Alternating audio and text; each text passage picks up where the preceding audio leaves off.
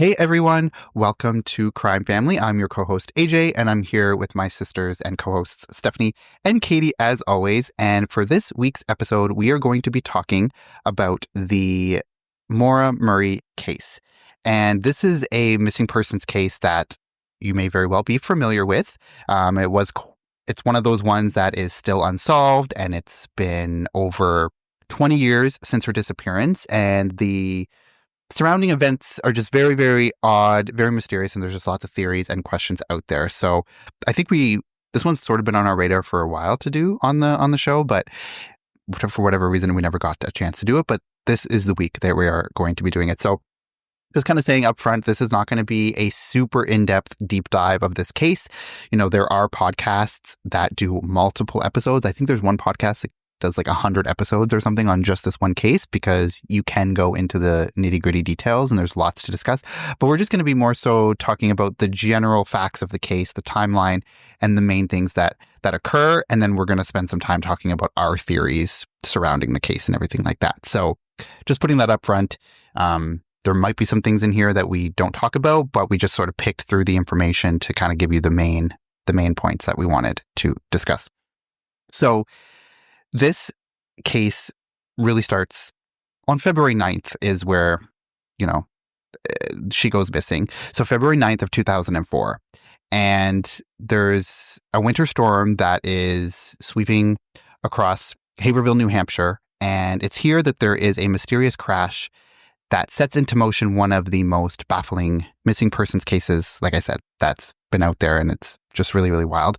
So 21-year-old Maura Murray, she was a bright nursing student from UMass Amherst, and she vanished without a trace after this seemingly minor car accident on a back road in Haverhill, New Hampshire, in the middle of a storm, and she was never seen again. So Maura was born on May 4th, 1982, and she was very smart and very athletic in her early years. She had an older brother, Fred Jr., two older sisters, Kathleen and Julie, and a younger brother, Kurt. So after graduating high school, Maura attended the West Point Military Academy. Her sister Julie had also attended a few years before and thought that Maura would really enjoy it. However, Maura had transferred to UMass Amherst to study nursing after just a short time at West Point. So West Point, though prestigious, just wasn't the right fit for her. So she ends up transferring to UMass. She is there studying nursing, and in November of 2003, she's in her junior year. And so this is a few months before she goes missing. And in November, she is caught using a stolen credit card to buy food at a fast food restaurant. And she eventually gets charged for this crime. But her case was continued with the expectation that it would be dropped if she kept out of trouble for 3 months. So that is kind of the norm for like these small misdemeanor charges. They come to the agreement that, if you stay out of trouble for a certain amount of time and you don't get any other charges or anything like that, or do this again, then we would just, drop the charges altogether. Yeah. Do you know anything about like what trouble she was in before she went to UMass? No, I don't. Do you? Do you have? Okay, notes on yeah. that? Well, there's like this one incident, and like some people think that that's like kind of the excuse that she used was that she wanted to transfer to nursing. That's why she left. But her school, or maybe just her and her friends, had done a trip to Fort Knox, and Maura, for whatever reason, stole some things from Fort Knox and got caught. And it comes out that it was really just minor things. Like there was like a department store or something at Fort Knox, and she just stole like nail polish and like lipstick or something. But anyway, she got caught, of course, because Fort Knox. And her punishment was she got expelled or something, or if she didn't leave, she would have been in trouble. So she left, and that's why she went to UMass. Some people are saying, well, that's just the excuse. She wanted to transfer to nursing, so that's why she left. But she did get in trouble before she even went to UMass. So there's kind of like this pattern of like little things that are happening in her life. So I just wanted to bring that up. Okay. And that's actually there in my notes, like later on when I get to more recent developments, there is some like talk, but just very general about it, saying there was some judicial issue or something at West Point, but it didn't go into detail.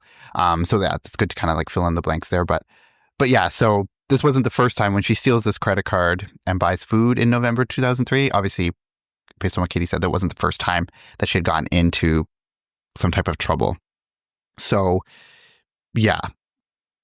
That happens in November 2003. And then we're going to skip to February 5th of 2004. Now, this is just days before she goes missing.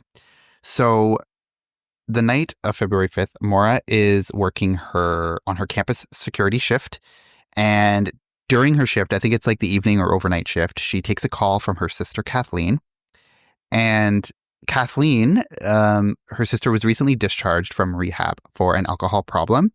And she had called Maura to kind of just talk about something that was troubling her. And she says that, her fiance had picked her up from the rehab and on their way home had driven her straight to a liquor store. And this caused a relapse.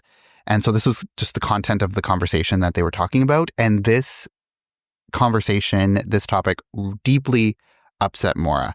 So her supervisor later said that she appeared completely zoned out after this phone call. She broke down in tears. She was just unresponsive, sort of as if she was lost in deep thought or she was shocked. And so her supervisor says that around 1:20 a.m., they walked her back to her dorm. And Maura disclosed at that time that her sister was the reason that she was so distraught. Then 2 days later, on February 7th, Maura's father, Fred, comes to visit her in Amherst. And the two of them spend the day together car shopping, and they go out for dinner. And that night, Maura borrows her dad's car to attend a dorm party back at campus. And so in the early morning hours of February 8th, so at around 2:30 a.m., she leaves the party and she ends up crashing her dad's car on the way back to the motel where her dad was staying. So police respond to this, but the report omits whether she was tested for alcohol or not. So there's nothing in the report that says she wasn't sober or that she was sober. There was just no mention of it at all, seeming like they just kind of never asked or they never checked, just sort of glossed over. But if I had to make the assumption, she probably was drinking. She went to a dorm party. She's in her junior year. It's 2:30 a.m. She's coming home. I would assume maybe not like totally wasted, but like probably had drank some alcohol for sure. Yeah. Also, in the things that I've looked up, it's kind of just assumed that she was drinking and driving. And so that was just like another thing that she was going to get in trouble for. So I think that's like the assumption, is that she was drinking. Yeah. So not great. And so Maura was transported back to her father's motel that night after the crash. And by 4:49 a.m., a call is made from her father's phone to Maura's boyfriend, although it's not known what was talked about or anything like that, just that there was this call made. So her dad actually ends up renting a car the next day and has to go and returns back to Connecticut. Obviously, he can't drive his own car because it was totaled or it was just not drivable after Maura had crashed it. So he rents a car, goes home, and then he calls her at around 11:30 p.m. on that Sunday night to remind her to get accident report forms from the registry for motor vehicles the next day so that they could formally report the crash. I did see notes that said, or, reports out there that he did find out that his insurance was going to cover the damage. So he had to fill out one of these forms to submit it to insurance was the purpose of this. So we asked her to go pick those up on Sunday night. So this brings us to Monday, February 9th, which is the day, as I said at the beginning, she goes missing. So the events, I'm going to kind of go through, her movements that day, things that she did, and they're all really kind of suspicious or odd. So on Monday, February 9th, Maura begins making calls and internet searches for condominium rentals in Vermont and New Hampshire. Although she doesn't end up booking anything, she actually used MapQuest. This kind of dates the case. You can tell when MapQuest used to be a thing before Google Maps, but she used MapQuest to like map a route from Amherst to Burlington, Vermont. And Burlington and the Vermont area was actually familiar for the Murray family. Her sister Julie recalls that growing up, they took many trips there. Her father says they would go, 3 to 4 times a year. And so her dad says that Maura knew that area like her backyard. So she, probably didn't, she knew that area, but she didn't know exactly how to get there from where she was. So she had mapped this route. So then that afternoon at 1 p.m., Maura emails her boyfriend to say she loved him and that she had received his messages, though she didn't want to talk.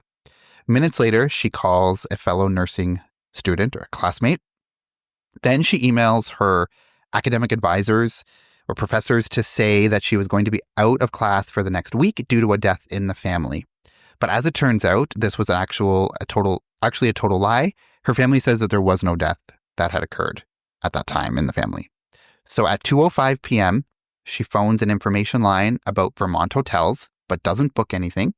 And then at 2:18 p.m., she leaves a voicemail for her boyfriend saying that they would talk later. So it's clear from this that she is planning to go to Vermont. She has this route mapped out. She's looking for condominium rentals for at least a week. And she's advising or she's informing her classmates or professors that she's going to be away for a week. So she is obviously clearly planning to go there for at least a week. When investigators later searched her dorm room, so after she goes missing, they found that her belongings in her dorm room were neatly packed into boxes, and the artwork was removed from the walls and it was packed into some of these boxes. So it looks like she was leaving or packing to leave permanently. However, she did take some items with her. So she took some textbooks, clothing, and her birth control pills. And on top of one of the boxes was a printed email that was addressed to Maura's boyfriend, referencing relationship problems between them. And the police said that they do not know if she packed these boxes the same day she disappeared, but they did confirm that it was between Sunday evening and Monday morning. So at some point in that time, she went and basically packed up her whole entire dorm room, which is, again, weird. So then her next known movement at 3:16 p.m. or 3:16 p.m., Maura was seen on ATM footage withdrawing nearly all the money in her account. So this is the footage that was captured on the ATM camera. And as you can see, it's dated 2/9/2004 and 15/15. So 3:15. And as you can see, she's alone in this footage. And she withdraws nearly all the money in her account. It's about $280. Then she leaves from the ATM and she goes and buys about $40 worth of liquor from a nearby liquor store.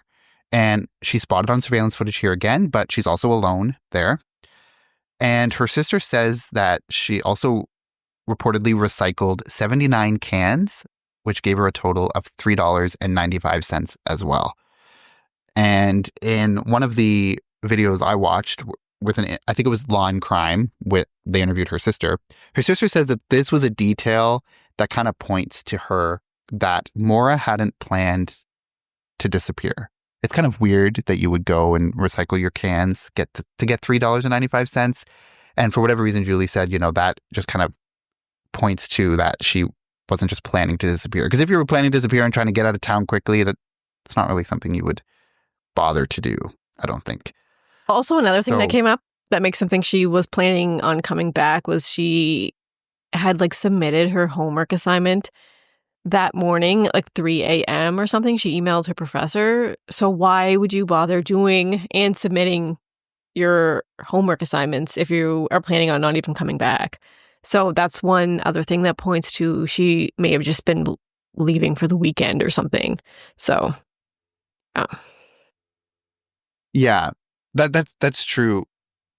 So in that way, it seems that she had planned to come back, but also then she also packed her belongings away and her entire room into those boxes as if she was planning to leave. Do they know that she actually did pack everything up? Because there was some theories that was well, it was only February. Maybe she hadn't even unpacked everything yet. To only go and look at her dorm, it's everything's packed up because she just hadn't unpacked it yet. I don't know about you, but when I go somewhere, like my suitcase sits on the floor for like months after. Like everything's not even unpacked. So and when you Yeah, move that's like true. boxes just for months, just so I don't know. Maybe she was just that type of person that just didn't unpack right away. But it was also February. Like she would have got there for the year in September. Like she left them for 5 months, 6 months. It seems a little weird. Yeah, I guess. So should she live there over the holidays and stuff too? Because I think the assumption was like she had left and then it was like a fresh move in January. I don't know. Maybe, yeah. Because when when did she transfer to that school? Was it in the middle of the year? Maybe she just had gotten there? I don't know. Well, no, I think she. Yeah, I think she. Well, she was in her junior year at UMass. So what's that? Your third year. She transferred from the military academy to UMass after one. Oh, that timeline's also weird because I've seen things where it said she was at the military academy for 1 year, and then others that say she was there for 2 years and then transferred over.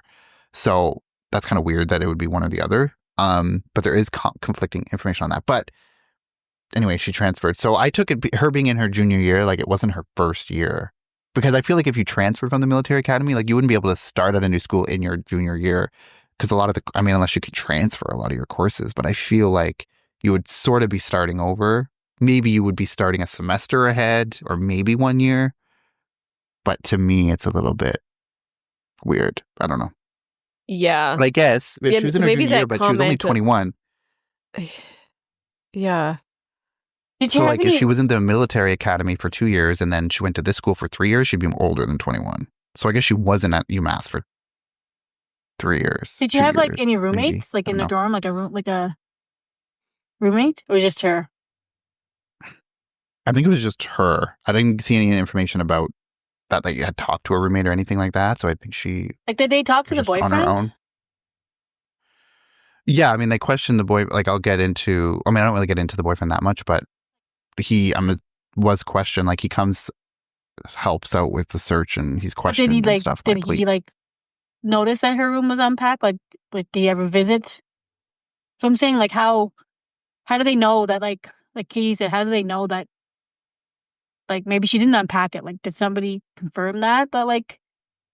Yeah, I don't know. I mean, the fact that there's theory that she didn't means that we don't know for sure. Like there's a theory that maybe she didn't, but I don't know if that's ever been confirmed one way or the other. But you are right though. Like why would she go to the bottle depot and like what's $3 going to get you? Nowhere. Like drink somewhere maybe. Unless she like went and like bought so she could get another thing of alcohol or something, like maybe $3.95 might get you a little bottle or something. I don't know. Yeah, maybe. But it's just I don't know. Yeah. Also, another weird thing is like in this docuseries that I watched, one of her classmates, like from nursing school, like said that Maura had called her and said she wanted to return a bunch of the clothes that she had borrowed, and her friend was like, "No, don't worry about it." But then that night, that friend got a knock on the door. She didn't answer the door, but then when she went to look later, the bag of her clothes that Maura had borrowed were there. So it was like she was dropping off these clothes that she didn't really need to drop off if she was planning on coming back, kind of thing, right? Like it's like kind of like a little loose end. She didn't want to like have her friend's clothes if she wasn't going to be there to give them back later. I don't know. Just like another little thing. Like why bother doing that? So everything she's doing like really doesn't add up. If she's planning on not coming back, wants to drop off her clothes just so she doesn't have her friend's clothes forever, but also passing in her assignments, packing up her stuff, like all this stuff isn't really adding up for something that you would do for one theory, right? Like, you know what I mean? So it's weird. Yeah. And also the fact that she emailed everyone and said she was going to be gone for a week. So it makes it seem like she really just wanted to go away for a week and was going to come back after that, because she could just not say anything. Like, why did she have to? If she was really just going to disappear and whatever, she could just, maybe, I guess, so they wouldn't come looking for her right away or something. I don't know. But yeah, it seems kind of weird because like you'd see she's packing up all of her stuff and then she doesn't take all of her stuff. So she must have thought she was going to be coming back, right? I guess unless she didn't unpack it to begin with, like you're saying. But let's say for a minute she did pack it up on her own. but she didn't take it with her when she left. So she must have been planning to come back at another time and take all that stuff. Otherwise, why would you bother packing it? Well, it kind of could goes just back leave. to the other case we did on Zach Lapisa. I think his name was. Where he gave his friend all of his stuff. No, Bryce. Oh, Bryce. Sorry, Lapisa. that's that. Sorry. It was like a week ago. Bryce, sorry. And like he gave his friends his stuff, like he was like going somewhere and not coming back. Like, you know what I mean? It's kind of like the same thing. Like she was trying to get rid of stuff or pack up things, and it's like she's not coming back. Like, do you know what I mean? Like, why pass in all your assignment? Well, why pass all your assignments if you're not coming back? Yeah, why take the time to do your homework and pass stuff in if you're planning on not even coming back? Yeah. And another thing people say is like, oh, she emptied out her bank account because she was planning on like not using the bank account again. But I mean, it's only $280. So it'd be a different thing if she like had thousands of dollars and she emptied out her bank account. But I mean, $280, that's not that much. And she spent 40 of it on alcohol, right? so she only has like... Yeah. Whatever. And yeah, she had to empty it out. She like, there's no point in taking less than that really if you're going to be going for a week. So yeah.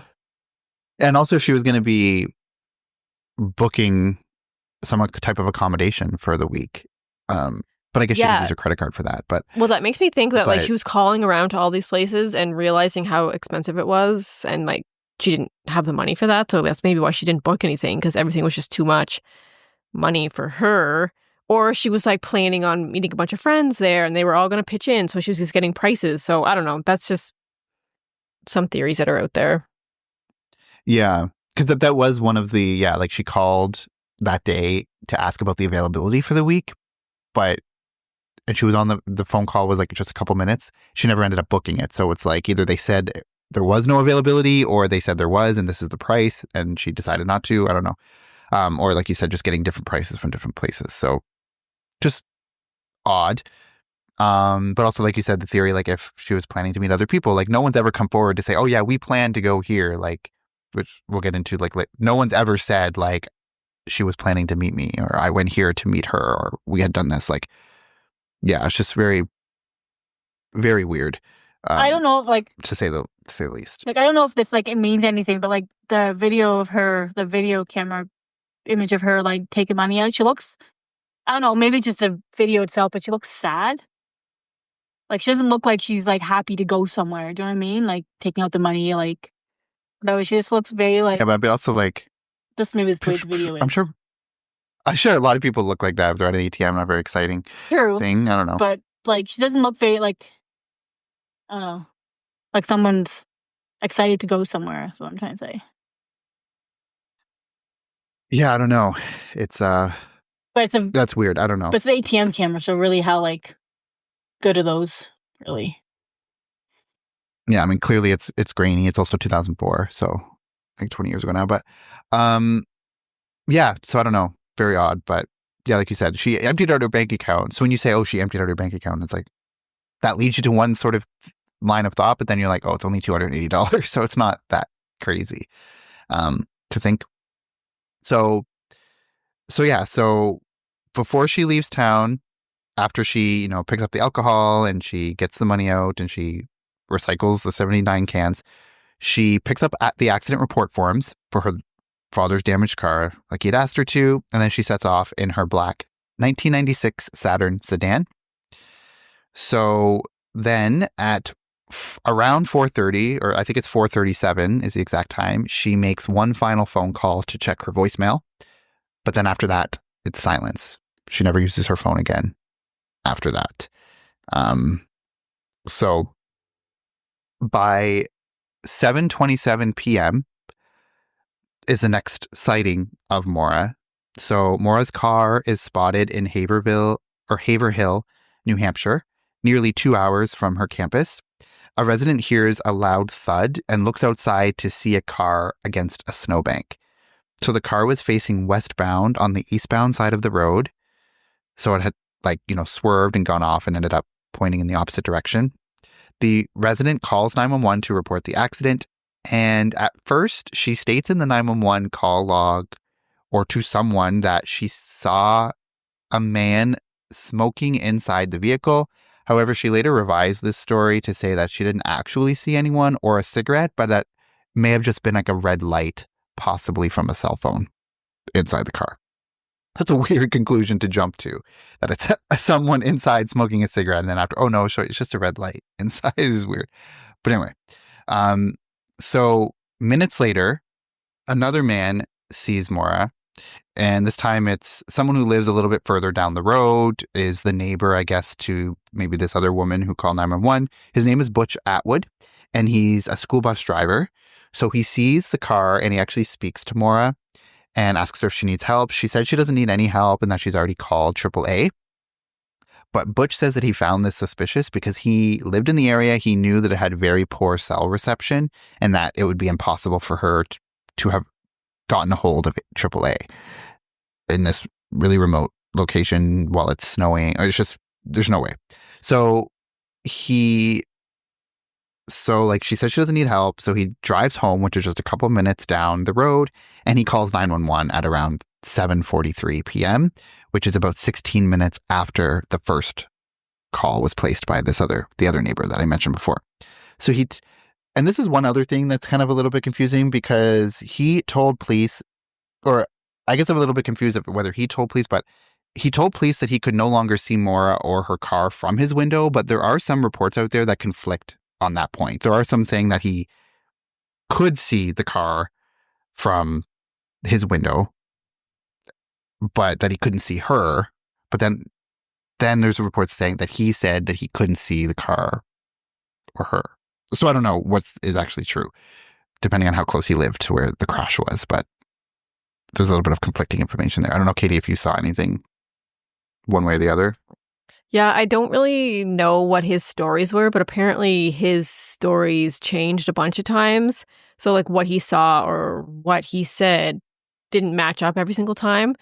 And I don't actually know the details of what each story was of his, but that's why people were suspicious of him, because it was like, it's not adding up, some of the things, and you're changing things, and like, why would you be saying random stuff different times? So yeah, he became like a little bit of a suspicious character. And people are, and like, honestly, you look at him, like if he pulled up beside me in a bus and was like, do you need a ride somewhere? I'd be like, fuck no, because he's like a big guy and you wouldn't want to be like trapped in a bus with a guy like that looks like that if you don't know him, right? He might have been harmless, but he was like a big guy. So I could see why she would be like, no, I don't want to go anywhere with you. But then maybe go with somebody else she didn't know in a regular car. So that'll come later. Like, and I don't know but yeah. Yeah, and I don't know if he was in the bus when he saw her. Like, he was a bus driver, but I don't know if he was like driving the bus. Well, that's like what I saw, the docuseries that I was told you about. They like, I don't know if they just assumed but yeah, it said he pulled up in the bus and asked if she wanted to drive. Oh, okay. He asked her. So, I mean, that'd be like a weird thing to happen when you're like on a desolate road. I'd be like, yeah, I'm good. Yeah, I'm good. Yeah, that's true. So yeah, anyway, he goes and he calls 911 at 7:43. Because, yeah, and that's actually interesting too, because I was thinking, because he was suspicious that she wouldn't have called AAA even though she said she did, and that's why he's like, maybe she needs something. And I was like, well, why would she lie and said that? But it makes perfect sense now that you're saying it. Like, she might not feel comfortable getting into a bus with this large man on this dark, desolate road. So she might be like, I'll wait till the next person comes along. So she might be thinking in her mind. So yes, he calls the police or 911 at 7:43 p.m. and the police arrive on the scene at 7:46 to find the car locked with no one inside. And so in this narrow window between when this man Butch left her on the side of the road and their arrival, Maura had vanished. So the accident report states that the car had spun out near some trees and ended up facing the wrong direction. Butch told police that the driver was a young woman. She was alone, and she had asked him not to call the police. He said that she seemed shaken, but not noticeably drunk or injured. He said that he could not see any blood on her face or anything like that. So the scene was very strange. There was a rag stuffed into the tailpipe of the car, which was odd. There was red liquid which was possibly wine, found inside the car. There was a damaged box of wine in the back seat, along with an empty beer can. And there were also some of her belongings in the car. So things like her backpack, her coat, gloves, driver's license, her favorite stuffed animal. And there was also a book about mountain climbing in New Hampshire, CDs, and jewelry that were all still in the car. But an interesting note is that not all of the liquor that she purchased at that liquor store was accounted for, which indicates that she likely took some of the alcohol with her when she abandoned the car. But why? We don't know. So another thought that I had was either if she didn't abandon her car and take some of the alcohol with her, then the only other explanation for why all of the alcohol that she bought would not be in the car was that maybe she had already drank some of it between the time that she buys it and before she leaves for New Hampshire. So I Google mapped the route from the UMass campus to where her car crashed in Haverhill, New Hampshire. And it's about a 2-hour and 4-minute drive, which is if you take the fastest route. But when she was last accounted for at the ATM and the liquor store, it was before 4 p.m. that day, like 3:15 at the ATM and the liquor store shortly after. So where was she from that time all the way until 7:27 when she crashes her car in New Hampshire? That's still unknown, since it seems only 2 of those hours were spent actually driving. So maybe there's 2 hours unaccounted for. So I'm thinking maybe she was somewhere else, drank some of the alcohol with someone else before she leaves on the road for New Hampshire. But another thing is it also was snowing out. It's bad weather. So it's easy for a 2-hour road trip to take 4 hours in that kind of weather, or maybe she got lost or something like that. But so it's either she buys the alcohol and drinks some of it somewhere else and then gets in the car and goes, or she takes some of it with her when she abandons the car. So yeah, it's interesting. So if you're in also, oh, go ahead. On that note, when I watched this docuseries, so it was called The Disappearance of Maura Murray, and it had a journalist named Maggie Furling and a former U.S. Marshal named Art Roderick, and they were kind of doing this documentary together, and they actually retraced Maura's steps that she took that night. So they went to the ATM, they went to the same liquor store, and acted out the things that she would have done. So they took money out, bought some liquor, and then they took the drive out there. And they said something similar, but it took them an hour less than it took Maura. And this was it was snowing for them too. The roads were kind of sketchy, and the Maggie driving wasn't familiar with the area, so it was not like she knew where she was going. And so it was kind of a similar situation. And so, yeah, it took them an hour less than they're saying it took Maura. So they're also thinking that she stopped before she went on the highway, or she had stopped for gas, stopped for food somewhere that took an hour. And that's kind of where a lot of theories come in. It's was she with people? Did she go out to eat with them? Did she meet some random people on the way? So it's what happened in this missing hour? Yeah, so that brings a lot of speculation in. Yeah, because it wasn't. Yeah, because that kind of lines up with my thinking too of she ends up on that road at 7:27 after, but she couldn't have left right after she left the liquor store to drive there, unless she got, like you said, unless she met someone, made some stops, or she gets lost and is driving around and couldn't find her way and ends up at this place much later than she normally would have. Yeah, that's really the only. Where was she in those missing hours? Is this a road, a route that she's taken often? Because you said she used to go up to Vermont, right, with her family, back when she was a kid. Is this a route that she would take that you remember? Yeah, I don't know. I think, yeah, like I said, they had taken lots of trips to Vermont. She knew the area, but I don't think she necessarily knew the route to drive there from the campus that she was at. So that's why she had to map it out on MapQuest. Yeah, also her family, when she was a kid, she went camping a lot with her dad and sisters up in White Mountain, which was kind of in the general direction she was heading.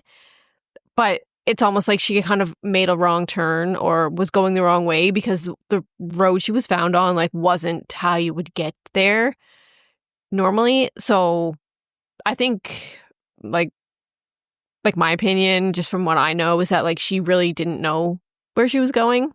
She hadn't really been there. It wasn't like a planned route. So it was just kind of like a random, and it was really desolate. Like you were saying, there was really not much around. There was no cell service on this road that she was on. And so, yeah, it's like this big stretch of road. And there really would be no reason to go out there unless you were lost, you had no idea where you were going, or you like had a specific destination in mind, which there's no evidence that she actually did. So, yeah, that's part of the mystery as well. Why would she get out there? Like, my theory is, and then I could totally be off, but like I feel like all of these things that she did before she crashed or led up to the crash were like, not delusions, but like eluded people to think that she crashed and like something awful happened to her. But in my opinion, I feel like because of the previous events of her packing up her stuff and taking all her money, I feel like all these little things are like things to like make people not want to find her. Do you know what I mean? Like crashing the car and like taking off and like getting lost in like a remote place is like things that she did intentionally to like. You mean like not wanting to find her, but not like to throw people off? Yes, is what you're saying? Yes. And I don't. And I could be totally wrong, but like just from the previous events that we were talking about, just kind of leads me to like that thought because like I feel like she like if you were hurt and like if you crashed, because you crashed into like a snowbank, right? And I feel like like snowbanks can really damage your car if you're going at like a high speed, especially if you were like drinking and like you were like I don't know. I just feel like it was intentional. I feel like it was something to like throw people off. Yeah, and like the airbags were deployed, so it's like she hit hard enough that the airbags came out.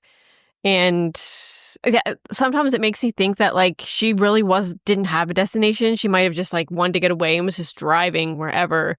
But then it's like, why go on this random street in the middle of the storm, in the middle of the night? Why not just stay on the highway? You know, like it just seems like creepy to go on this side street that's just desolate in the middle of the woods, kind of.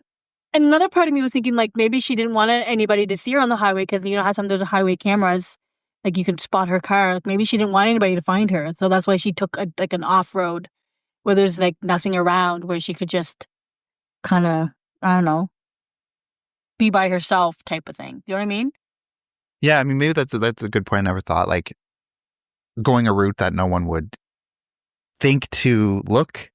Like, obviously, she wasn't planning to crash the car, like, and people to see her and like call 911 and stuff. So like, so maybe she was like going to take an off route so that she couldn't be spotted. Like if the idea was that she was just trying to get away or go missing or just didn't want anyone to find her or know where she was. Like clearly she didn't want anyone to know where she was because she never told anyone that we know of that she had plans to go somewhere that, like, you know what I mean? Like I'll get into it later, but when her family finds out she's missing, but like nobody knew.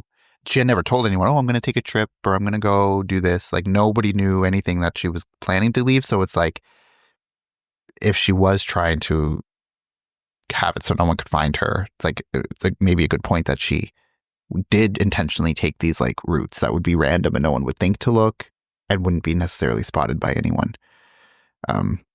Yeah. And like, as you have up, if you're watching the video version of this, you can see like, this is the road that she crashed on. Like you can see it's like wooded area. It's like just very sporadically there's houses or something. There's this like red house at the corner there, but this is in the area that she would have crashed her car. So just think about this area at night, 7:30 in February. It's probably dark, snowing, dark on this creepy road. So just the whole thing is really creepy, honestly.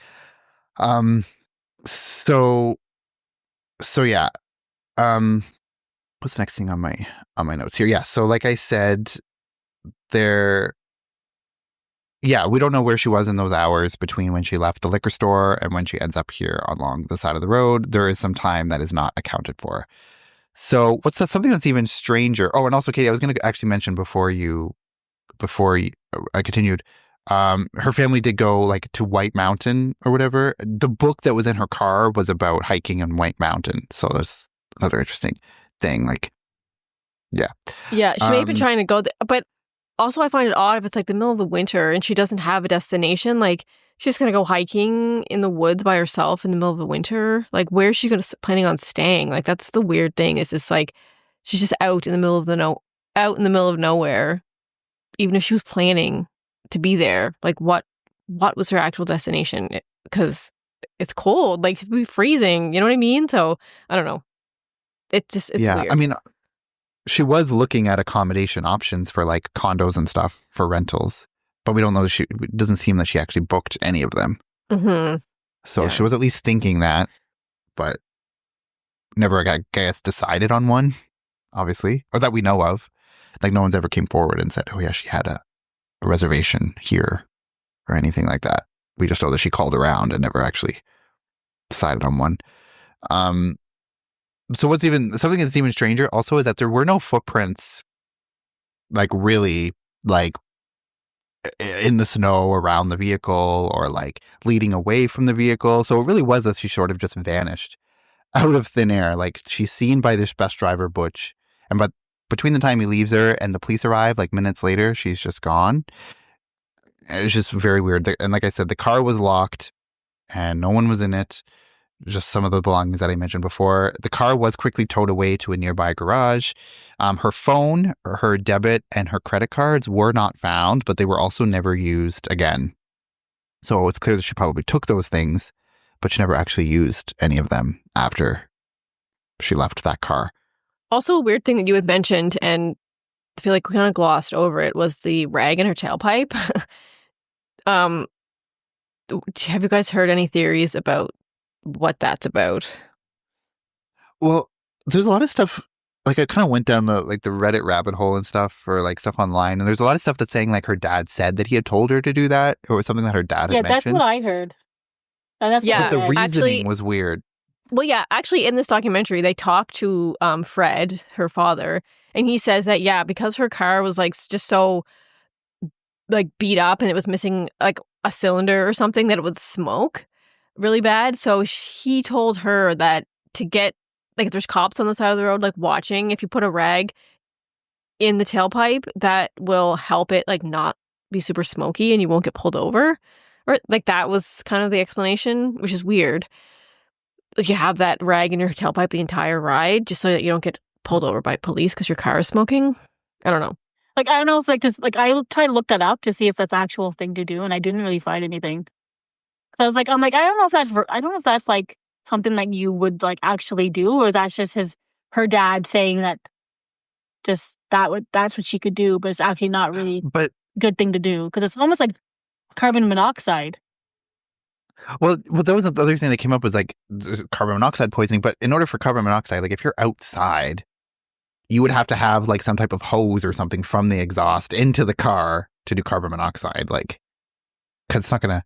I think that's what like stuff I saw online. Obviously, I don't know. I'm not an expert on cars for sure, but like, I just think there was also another thing about like saying you could test to see if there was any like leaks in the exhaust by putting a rag in it or something. I don't know. I don't like, again, I'm not an expert in cars, so I don't know like if that's a thing that works. But why would her dad say that if that wasn't true? Like, if he says, "Oh, I told her that." Yeah, like he Obviously actually did. said that he's told her that. So that seems like likely. Maybe like she just didn't want to risk her car smoking and the cops noticing. Like another theory that was out there was that when she had stopped at one of these stops, someone had put that in there so that her car, then they followed her so that her car would stall and she would have to get out. There's no proof of that, obviously. And there was also in that docuseries, they did a test to see if that would stall your car, and they found that it like likely wouldn't cause your car to stall. So all these weird theories, it seems like, yeah, it probably was her father because he admitted it and put a rag in your tailpipe, and there was a rag in her tailpipe. So that seems to be what that was about. But yeah, I just looked it up. Like, I actually just looked it up, like, Yeah. literally put in rag in a tailpipe to help. And it says rag in a tailpipe to help with the heat, like, is not recommended or effective solution. Like, because it can, like, actually like, damage your car even more. Yeah, I mean, it's probably not a good Because it can idea, but catch fire. hmm So So she drove for hours with a rag in the tailpipe? Like, that to me seems, wouldn't it have fallen out? yeah. Oh. And actually, in the test that they did, it did fall out after like a minute or something. So I don't know. Like, it might not have been there the whole time. Like when she stopped the last time, maybe she had put it in there because we don't know when or if she stopped, right? So she could have stopped like 20 minutes before that accident or something, and just put it in there then. It's weird. I don't know. Yeah. And it's also like, so if she didn't want to get, like, because what I was saying when you were saying that is like her dad told her that so that she wouldn't get pulled over. So it's like going back to what we were saying before of like, she wanted to make sure that she was not going to be able to be like found wherever she was going. So like, she didn't want to get stopped she didn't want the possibility of getting stopped by the police due to her smoking car, because then there would be a report or there would be like some type of evidence that she was somewhere. But then she ends up crashing, and it all, we find out that she was in this area anyway.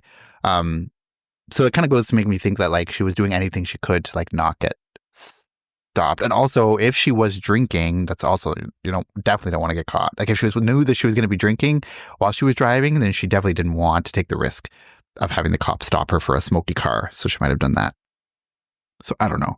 Yeah, But exactly. Because the box of wine she had bought was open, and like you said, it was like splashed everywhere.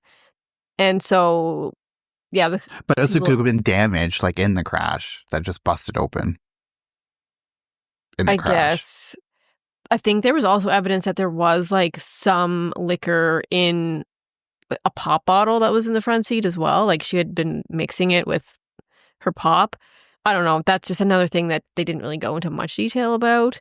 Like, also, they had said I think that there was some on the front, the driver's side window or something. There was some of that liquid too. Yeah. Like as if she had maybe had it in her hand and crashed and it spilled all over the window or something. I think. Yeah, that's what I was thinking. Was one of the details too, yeah. Also, like another thing that came up was she had bought like a 12-pack of vodka coolers, and then when they found her car, there was 4 missing from that pack. So it's like she had been drinking them on the way.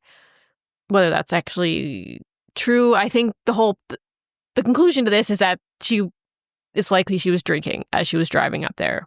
So that could be a huge reason why she didn't want the cops to find her. It's another like drinking and driving charge. So yeah, and they never found the empty cooler bottles either. I guess she could have just chucked them out the window. But yeah, or if she stopped, she could have like cleaned out all the empty bottles from her car somewhere, gas station. Yeah, that's true. That's true. Just very, very weird. So her sister Julie believes that Maura may have suffered a concussion because the windshield of the car was cracked and the airbags had been deployed, like you said. So I'm actually, if you're watching the video version of this, I'm going to put up a picture of the car. So this was Maura's car, like the front end damage. So it was undrivable, just because of it hit it. Obviously, if you're hitting the airbags are deploying, it's a pretty rough impact. So this was the front end damage to the car, and it wasn't going to be drivable in any way. So Julie says that she believes maybe Maura had suffered a concussion if she hit her head, and she also suspects that Maura could have been drinking, as we've already said, which could explain her reluctance to involve the police. And Julie sort of, theorizes or something that perhaps Maura didn't yet realize that she would have no cell signal and turned down help from Butch because she thought, like, she probably thought she could still get cell signal or something like that, and thought maybe she would just accept a ride from someone else who would come after Butch. Maybe kind of like we had talked about. She maybe didn't feel comfortable with getting into the car with him or to the bus with him, so maybe she just thought she would go with the next person. But no one has ever come forward to ever say that they picked her up along the route, that she got into their car at any time or anything like that. And despite extensive searches, they never did find any other belongings of Maura's or her body or anything like that. Like, really, her trail just ends here. So they actually did have police. They had scent dogs involved during the search, and they tracked her scent for about 100 yards east from where her car was left before ultimately losing the trail kind of just out of nowhere, like in the middle of the road. So this led police to believe that she left the area in another car, implying that she was picked up by someone else who then took her somewhere else. And that's kind of what we've seen in other, we talked about this in the Bryceless piece of case too, of where the scent dogs had sort of traced his scent to this truck stop, but then it stopped as if he had gotten into a car. So this is a similar thing here. Like so it seems that she walked from her car 100 yards east and then it just stopped. So she must have gotten into a car at that time. There'd be no other way that her scent would just stop. And it was two different dogs, I think. And there was no way that her scent would just stop out of nowhere unless she got into a car. That's really the only way that your scent just stops. But like I said, no trace of Maura has ever been found.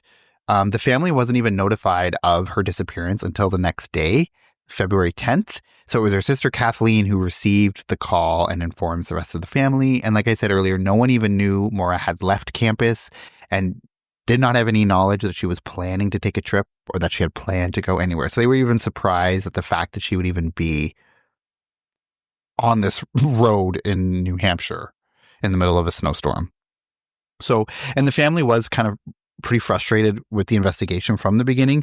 Police treated it as sort of a voluntary disappearance and didn't really prioritize the search immediately.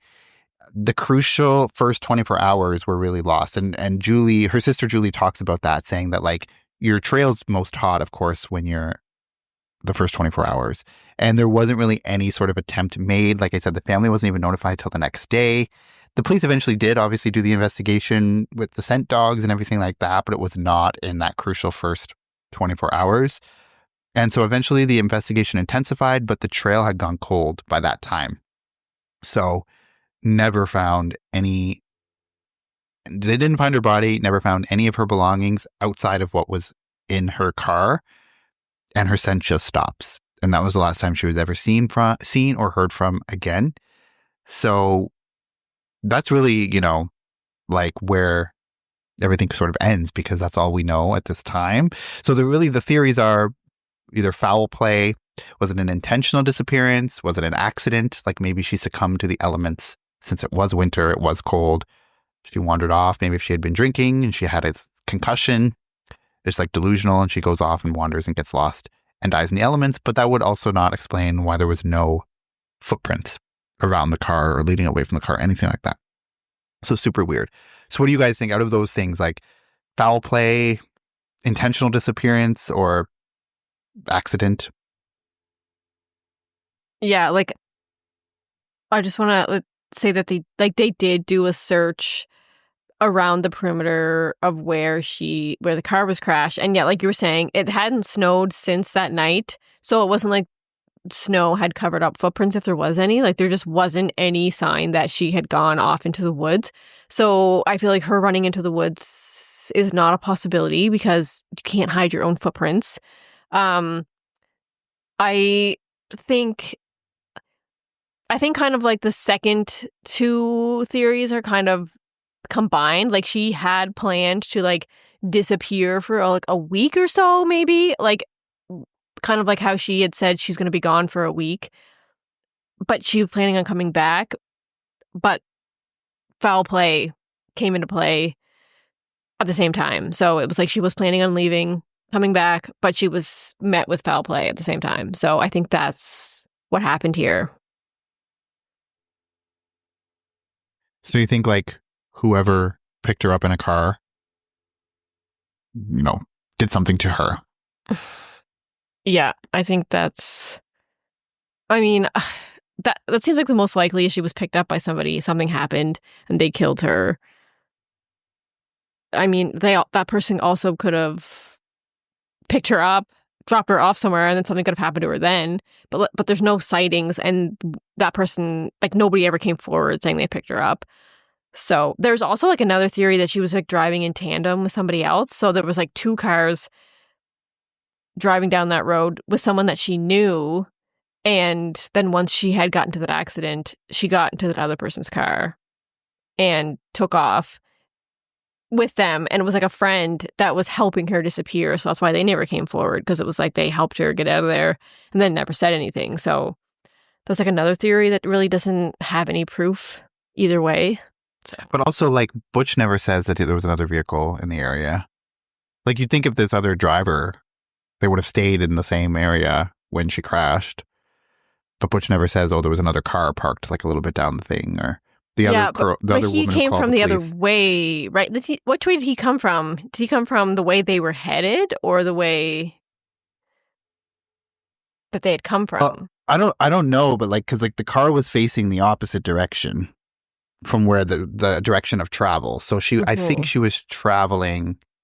Like, I can't remember what I said. She was traveling westbound, but the car was facing eastbound, right? So I don't know which way he was coming. Yeah, makes me think that like she was behind somebody, and so that person was ahead of them a little bit, and then she crashes, and then if someone's coming, yeah, I guess I would have seen another car though. Yeah, like it's 7:27 when that first witness hears that thud outside the house and looks to see a car against the snowbank.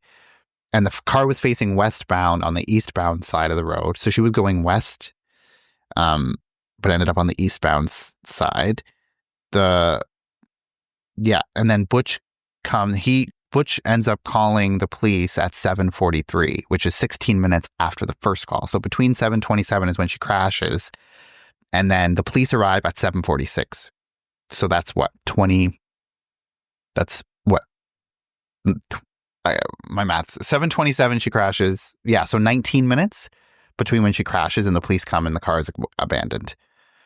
So, but also like if she crashes at 7:27 and then Butch sees her at what, 7:30 something, you think the other car would have been there by that time?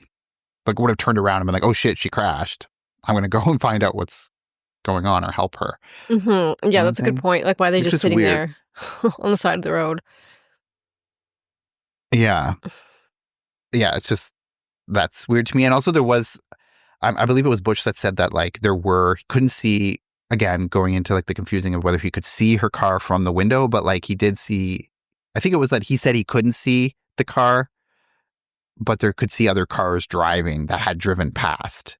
So he saw other cars driving by or something like that, which could have been this other person that picked her up after, because this would have been after she saw him and after he left to call. So there's a little bit of like confusion there, I think, with like the timeline of all that. But yeah.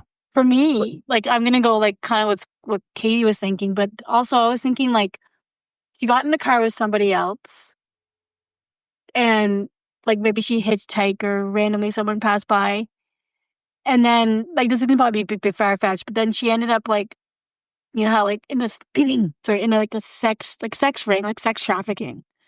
Someone picked her up, and then like that's where she is, and I don't know if she met with foul play. Like I feel like she didn't, but I mean, I don't know. Well, I don't know. I think the fact that she never used her phone or her credit card or her debit card ever again, like, that's weird. But I mean, if you're going missing, you're not going to use those things that can be tracked. So I guess the fact that she didn't use them doesn't mean that she didn't intentionally disappear. But then my also thought is like, because she crashed the car, like she could have had the concussion, and then later on she could have like, but fell asleep and then like died of like froze to death. But then they would have found her body by now, I feel like. So that's not something like, I don't know. But also just, yeah, like going to like the fact that she didn't use her stuff again, like if she was intentionally, but she did take it with her. So it's like weird that if you were just going to disappear, you wouldn't even bother to take your phone or your credit card or your debit card. You would just leave it in the car. You're going to lock the car and leave it. Why would you take it? The fact that you take it shows that you're going to use it or you plan to use it, but she never did. So it's like, to me, it wasn't that she was intending to disappear forever. Debit anyways. So why would couldn't use it anyways? I guess, but her credit card she could have. But yeah, her debit. Like that's also like, I feel like she got picked up by somebody, and then like Katie said, that ended up in foul play, or she got picked up by someone and like God knows where she is. But because she didn't use her credit cards and stuff, makes me think that like she's not alive anymore. But who knows? I don't know. It's hard to know. It's so many different things. Also, her dad said that he had put money in her account after, just in case like she was out there and like was going to use it, but it was never touched again. So whether she just like thought she didn't have money in there, so why bother? or she just like was not around to even look. Yeah, obviously we don't know. There's like another theory that was out there that there was like locals in the area. Obviously, there's like 3 local boys that worked at the ski hill, and they would have had to pass by there to go to work that night. I guess they worked like the night shift, and they didn't show up for work that night. And so they're thinking maybe they came across her before anybody else got there on the scene. They just happened to be driving, picked her up, and then they're the ones that kind of took her somewhere. Like, there's theories that they took her to a party, that she overdosed. There's theories that, like, yeah, they took her to a house, did something to her, or somebody else took her to a party, did something. So, I mean, there's, like, all these possibilities, but there's no proof of any of them. So, and when in this documentary, they talked to some of the, like, locals, and they're saying, like, it's, like, a safe, small town, everybody knows each other, but, yeah, they wouldn't rule out that somebody could have picked her up and done something. So, yeah, it's one of those things. This is like so many possibilities, and there's no proof either way. So it's just a weird one. Yeah, it's just crazy because she literally just vanished without a trace, because she goes from being there in the car talking to someone, and then within minutes is just gone and no trace of her. So I was thinking, like, very well been. How do they even know it was like Maura in the car that crashed? Like, could have been someone else that someone could have done something to her, like, before she even got there, and then stole her car and then crashed. And then this person didn't know what she looked like that was talking to her, just assumed it was her. But then because of like the trace that the dog found of her, makes me think that, yeah, it actually was her. But for a while there, I thought, like, oh, she didn't even make it that far. But I feel like she probably did. Yeah, because then I was going to say that, because then that would make sense why they want to get the fuck out of there before the police come. Like, if it's someone who stole the car and had crashed a stolen car, you're going to get out of there as soon as you can. Yeah, but I guess, yeah, the scent thing makes it obvious that she was there. Like, that was her. Because, yeah, you're right. Like, Butch has no idea who Maura Murray is. Like that. But I guess he wouldn't. Yeah, I guess. But I mean, he would know after, because, like, her picture would have been going around. He would have known, like, oh, that is the woman I talked to. Like, if he realized it wasn't, then he would have said something, wouldn't he have? Oh, like, oh, I actually didn't talk to Maura at all. It wasn't Maura in the car. Like, my question is, like, why did he leave her? If she was, like, hurt, like, why did Butch Well, he said she wasn't hurt. He said she wasn't hurt. She didn't have any blood on her But, face. like, why did he leave her? Like, if that was me, and there's, like, a girl who's, like, in the middle of nowhere, just crashed her car, and, like, I wouldn't leave her. He couldn't do anything. He only lived a couple minutes away. Yeah, like, there's no cell service. Like, you call the police. She didn't want to get in the car with him. He's not going to, like, drag her in or chase after her. Like, that's going to look even worse and not going to help at all. So, yeah, he just went home and called the police, which is, like, the only thing he could do. So, yeah. I mean, people are just, there's suspicions about him, too. He's not alive anymore, but, like, they're saying, like, because his story changed so many times, like, did he actually just leave her there and go call the police? But I'm thinking, like, why would he do something and then call the police? So I feel like he's not a part of this. Yeah, people will, like, I mean, that's always the case, though, right? People will jump on, like, anyone who does anything. Like, yeah, I feel like he would be much better off not even calling the police at all. But he obviously didn't know that this other neighbor had called the police already. But still, like, I don't think he had anything to do with that. I think it's crazy to even think he was, like. And the fact that he left, because, like you said, he can't drag her into the car against her will. She says, no, I'm good. I'm fine. I already called AAA. Like, he knew that was a lie. But he took that. He could probably read the room and be like, okay, she's lying to me for a reason. She doesn't want to come with me. Like, what am I going to do? So I just had to leave. Yeah. And like you had said, he said that she didn't seem drunk. But I also saw things that maybe this is one of the times his story changed, where he thought she was drunk because her speech was slurring and she had to, like, prop herself up against the car when she was standing there. Like, she couldn't just stand still. So I don't know. It's like 2 different stories from the same person. That could be one of the discrepancies people are talking about. Oh, yeah. And he said that she seemed shaken, like visibly shaken. Obviously, she was just crashed her car, but no blood or wasn't hurt and didn't seem drunk or whatever. Like, the reports I said that said she didn't seem. So yeah, maybe that was one of the discrepancies. I have no idea. It was super weird. Yeah, I don't know. And she just basically just goes missing, like, just off the face of the earth, just disappeared. And that was in 2004. So it's been, as of February of this year, it would have been 21 years since she went missing. And obviously her body's never been found. And no like really credible leads have came up. There was in 2019. So there was a house near the crash site that was actually searched after cadaver dogs had reacted strongly to the property. And there was also ground penetrating radar that detected disturbed ground. But they did like a thorough search. There was no evidence or any remains found. So the homeowner actually allowed the search voluntarily. Like they didn't have a warrant to search the house, but the homeowner was like, sure, you can search the house. They never found any remains or any evidence that Maura was ever in that house or anything like that. So don't know why the cadaver dogs would have reacted strongly. But they did.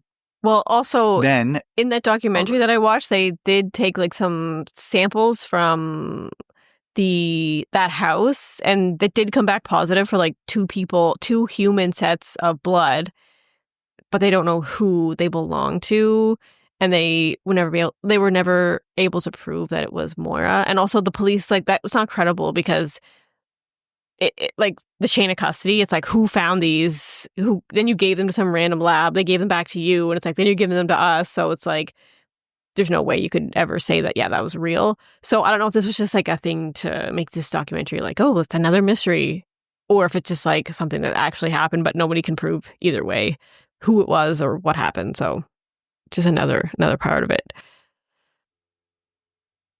yeah, this is Also, there was like, I did you hear about the knife that was provided to Maura's father?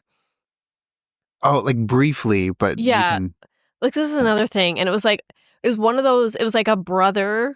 It was like a guy who had a brother, and he thought that his brother could be suspicious.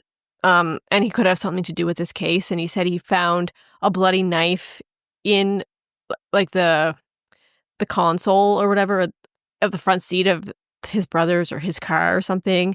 And then he sent this bloody knife to Maura's father to be like, this could be her. And then Maura's father sent it to the police department, but they didn't want anything to do with it. He sent it again, and then they finally took it. But it's like, first of all, why send it to the father? Send it right to the police. Like, or like, don't even touch it so that the police come and like they're the only ones that are handling it.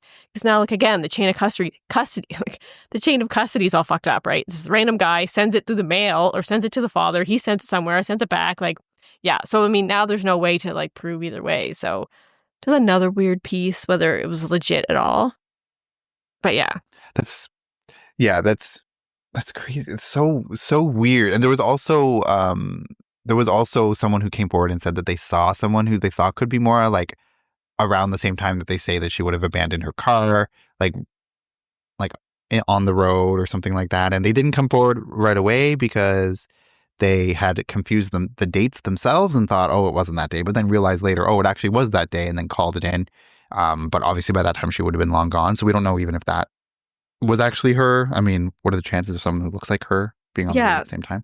There was also another like sighting, like 10 years later, there was another sighting in like Quebec, I think. Someone thought that they saw Maura like in a record store or something.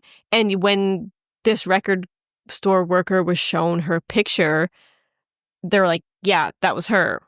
But the problem was, like, this would have been 10 years later. Like, Maura would have been like 31. The picture they showed of her, she was still like only 19 or 20, 21. And then they did like an age progression on this picture or on her. And then in this documentary, they showed that same record clerk, if she could, like, they had 4 pictures of different people, and if they could point out who she saw, and they're like, none of these pictures look like the person I saw. So it was like she just had probably mistaken it to be Maura. So that was like another lead that didn't go anywhere. People were thinking, oh, she's in Quebec, but probably wasn't her. How would she have gotten over the border into Quebec if she was like a missing person?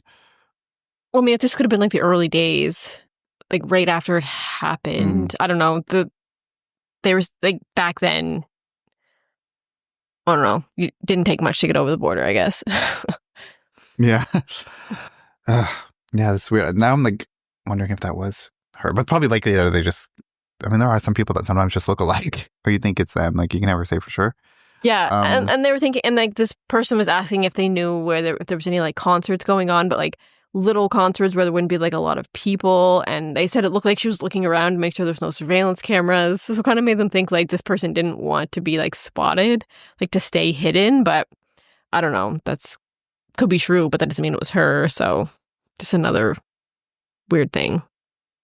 Yeah, and I think it's like kind of far-fetched to think that this is a case of somebody who just wanted to go missing forever. Like, to me, it's like there's no evidence to say that there was things that are so drastically wrong. Like, yes, maybe she was under stress. Maybe she had been started to drink a little too much. Like, she had crashed her dad's car a couple of days before, and now she's evidence kind of that she was drinking here during this crash too. Like, maybe she was starting to go a little bit off the rails and maybe was just planning to get away just to clear her head or do whatever. But also because she did take her textbooks with her, which is one thing I didn't mention before. But like, you don't take your textbooks with you if you're going to leave and not come back. Like, there's evidence to suggest that she had planned to return because she had, like you said, turned in her homework. She brought her textbooks with her, like stuff that you would do if you're just going to plan to go away, but you're going to come back at some point. So to me, it's kind of weird that to think that this is a case of like, oh, she intentionally disappeared and and is just keeping herself hidden. So I don't really buy into that. So I do think it was like foul play of some sort. Like you had said earlier, Katie, like a mixture of the two things. Like maybe she wanted to go away for a week. Like she was just going to go by herself for a week, but then foul play had happened along the way. Yeah. Also, there was like a book that was written by this guy named James Renner, who was also interviewed in this docuseries that I watched. But he's like, it's one of those people that like latches onto a theory kind of and then just like runs with it. And then he makes all these like fake allegations in his book. Like he had wanted to talk to Maura's father to include parts in the book, but he, like Fred, Maura's father, like had a bad feeling about this guy from the beginning. Like he didn't want anything to do with it. And so Renner took that as super suspicious. And he wrote in the book that, oh, there was that her father was like sexually abusing her and things like that, which is there's like no evidence at all. And of course, Fred is like, that's ridiculous. Like there's no reason why he could ever say that. And yeah, so it was like his feeling was like right from the start. This guy like latches on to stuff. And so this James guy thinks that Maura ran away from the men in her life, meaning her father and her boyfriend. He says that, yeah, she's alive, and I think she was pregnant, and that's why she took off. She didn't want her boyfriend to have anything to do with the kid because he was, like, abusive, and he was cheating on her, and her father was super, like, controlling, and, like, all this stuff is, like, there's no, like, evidence of any of that. And I guess they had found she had, like, Googled or, like, searched up the effects of alcohol on like an unborn baby or something. So everyone's just like, oh, she was pregnant like right away. But her friend in medical school was like, they were actually in a maternity class and like they were supposed to be looking up, like supposed to be researching things like that. So that explains that like right away. Anyway, my point is that there's just like one little piece of info and like people just blow it up. And that's why there's like tons of theories out there that don't actually have any like truth at all to them. So people were suspicious of the family, like, oh, the father had something to hide. But no, I don't think that's true at all. Like, they're definitely just in this mystery with everybody else, just trying to figure out what happened. So just wanted to say that. Yeah, and people like that, it's like gives, because like, there's a lot of like internet sleuths out there, but those people like that give the whole internet sleuth like community, I guess, like a bad rap. Like most people are just people who are very interested, they're curious, they want to find the answer. But then you have those people who will just like try to be relevant and will make up all these horrible claims that have nothing to do with anything. It's like, yeah, well, I'm sure you could make up a bunch of theories that could try to convince people are true, but there's nothing. I think in this case, there really is no proof of any of these things. There's no proof that there was foul play. There's no real proof that she or left voluntarily. There's no real proof that there was an accident of some sort, right? Like, so any theory is viable, but also given that you have those kooks out there that will like just make up a random scenario. It's stupid. Yeah, there's also conspiracy theories about the police being involved. Like one of the first responders did something and were trying to hide it. Like there's those theories out there about that too, which nothing. I think it's because like, oh, they're very secretive about what happened. They won't release all the info. It's like, well, yeah, because it's an open case.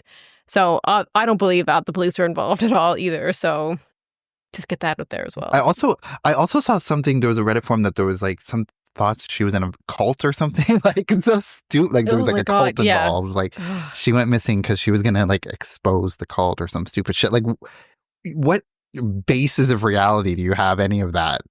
It's just so stupid. It is. It's like Yeah. ridiculous. It's crazy. Yeah. Like there has actually been like somewhat recent developments that I'll just mention briefly here. Nothing that, of course, like there's no hard evidence or really anything. It just sort of leads to another possible theory. But so the attention had briefly shifted or has recently shifted to this man named Stefan Baldwin. And he was a man who's recently been sentenced to 15 years for completely unrelated charges. So he's been sentenced to 15 years for animal cruelty, theft, fraud, and impersonating a peace officer. So this man, he was once this respected animal welfare activist or advocate who was known, like he started his own nonprofit for animal welfare, and he would write petitions to PETA and all that stuff. But his charges for animal cruelty, so the allegations were that he would like allegedly euthanize dogs under false pretenses while pocketing the funds that were meant for their care. So he would run this like place where people would bring their animals to for care, and then he would like the people would pay for the care, he would pocket the money and euthanize the dog. So that was like things related to why he went to prison for 15 years. These were the allegations. But the strange connection is that in the early 2000s, Stefan, who was then going by his full legal name, Stefan Finkelstein, actually attended West Point alongside Maura, and the two actually dated for a brief period of time. And when he was arrested in 2020, his fingerprints were entered into the national database. And then not long after that, it actually was revealed that the fingerprints matched prints that were found on CDs inside Maura's abandoned car. So Stefan has denied involvement, but this revelation has ignited new speculation. He or anyone else has never, ever been charged or named as an official suspect in Maura's disappearance. And there's no, like I said, there's no evidence to say that he was involved at any time. But 2 decades later, Maura's case still remains one of the most haunting unsolved disappearances in America. No body, no credible sightings, no conclusive leads, just this young woman who was there 1 minute and gone the next. So what do you guys think of, I guess, the latest developments that I just talked about?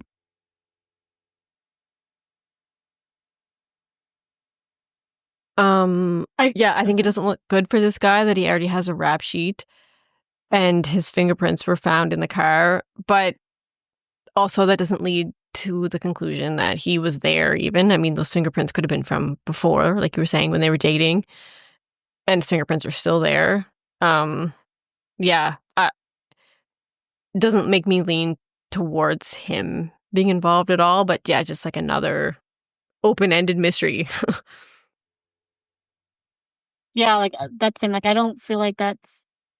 I mean, that's interesting. Like his criminal background and like how of a scruffy person he is. But I don't feel like he had anything to do with her disappearance. Because I feel like there's just not enough evidence to suggest that, in my opinion.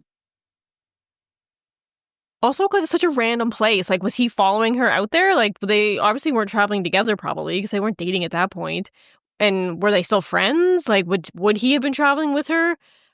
And if not, like, why would he be in another car following her all the way out there? Like, so it just seems like it's such a random place. If something had happened in her dorm room, then that would seem more like maybe it was him. But because it was so far out in the middle of nowhere, why would he be there if they weren't together? So it's weird. Yeah, unless I guess I don't even know what the theories are, but if people are like saying that maybe she was like having an affair with him or something and she was going to go meet him at this condo in Vermont or something, I don't know, or New Hampshire, or Vermont, whatever. Yeah, like who knows?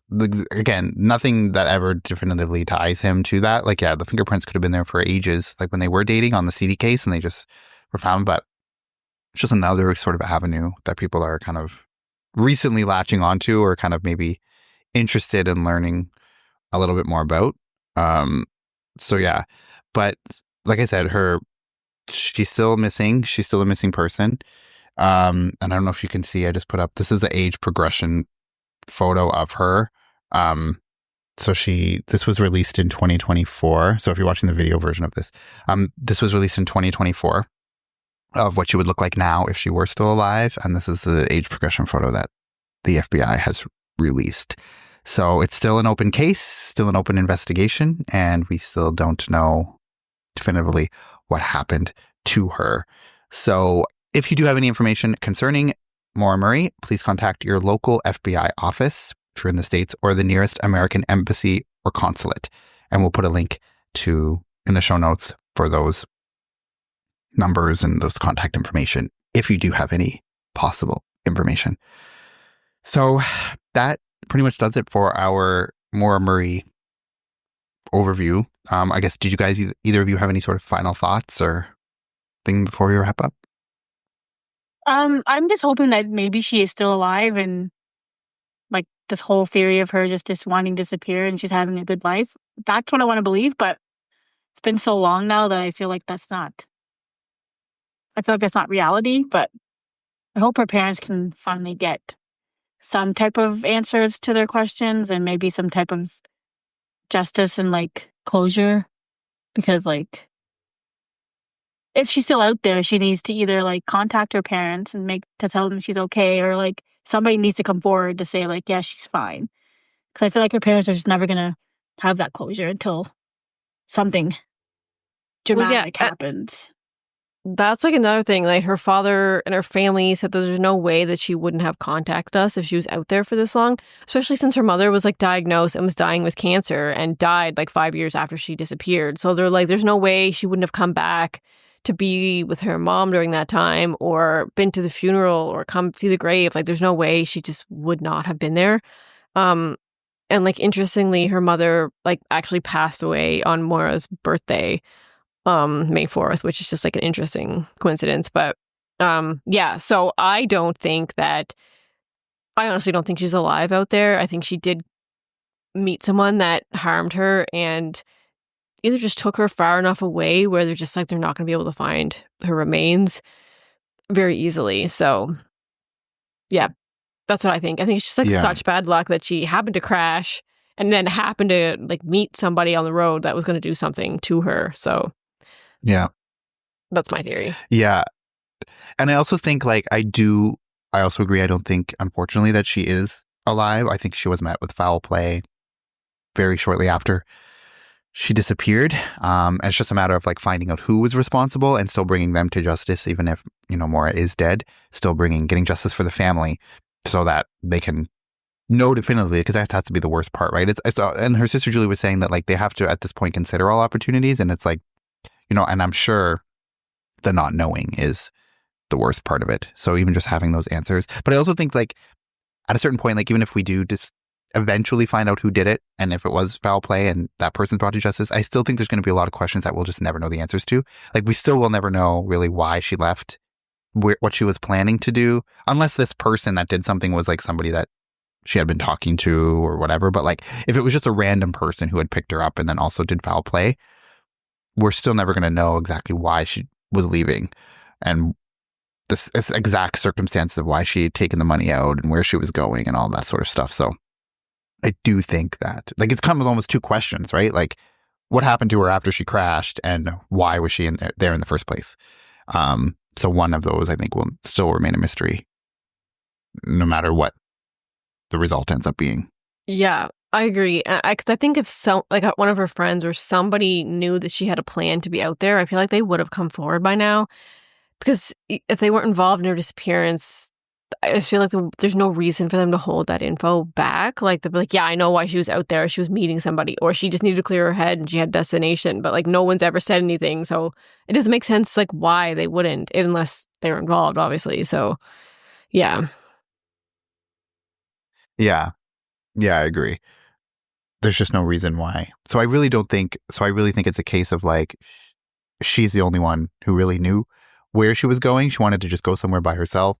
So yeah, I think unfortunately, like if she did die, those sort of answers also died as well. So sad overall, and I really hope, like, who knows, like we dig recently get developments for like that other case, Asia Degree, that was like happened in the early 2000s. So there's a chance, right, that there's going to be leads and there will be someone who will be brought to justice for this.